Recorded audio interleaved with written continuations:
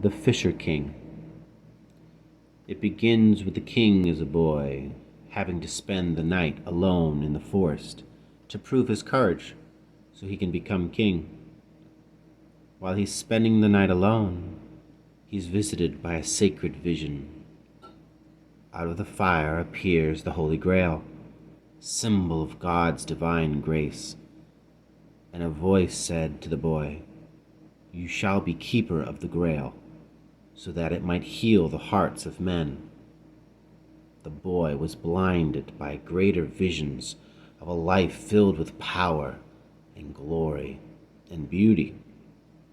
And in a state of radical amazement, he felt for a brief moment, not like a boy, but invincible, like God. So he reached in the fire to take the Grail, and the Grail vanished, leaving him with his hand in the fire to be terribly wounded.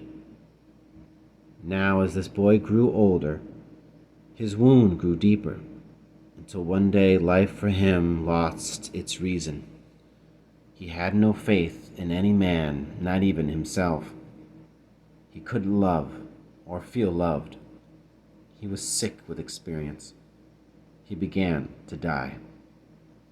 One day, a fool wandered into the castle and found the king alone. Now, being a fool, he was simple-minded. He didn't see a king. He only saw a man alone and in pain. And he asked the king, "What ails you, friend?"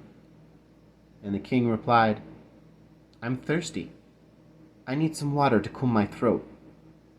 So the fool took a cup from beside his bed, filled it with water, and handed it to the king. And as the king began to drink, he realizes his wound was healed. He looked at his hands, and there was the Holy Grail, that which he sought all his life. And he turned to the fool and said with amazement, "How could you find that which my brightest and bravest could not?" The fool replied, "I don't know. I only knew that you were thirsty."